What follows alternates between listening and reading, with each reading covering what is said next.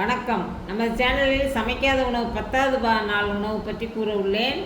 காலையில் எழுந்தவுடன் மாதுளம்பழத்தோலை உரித்து இது மாதிரி உள்ளே உள்ள ஜவ்வுகளை எடுத்து ஒரு டம்ளர் தண்ணீரில் ஊற வைத்து அரை மணி நேரம் கழித்து காலை கடன்களை முடித்து இதை குடித்து கொள்ளுங்கள். அடுத்ததாக காலை உணவாக தங்களுக்கு தேவையான 2 அல்லது 3 வாழைப்பழம் மற்றும் தேங்காய், தேன் முதலியவை கலந்து சாப்பிட்டு கொள்ளுங்கள்.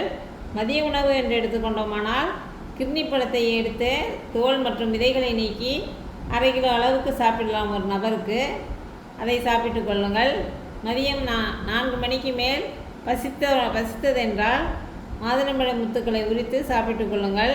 இரவு உணவாக வெள்ளரி, குடைமிளகாய், பெரிய வெங்காயம், தக்காளி, இஞ்சி முதலியவை சிறு சிறு துண்டுகளாக நறுக்கி அதனுடன் உப்பு சேர்த்து மிளகுத்தூள் சேர்த்து எலுமிச்சம்பழம் பிழிந்து சாப்பிட்டு கொள்ளுங்கள்.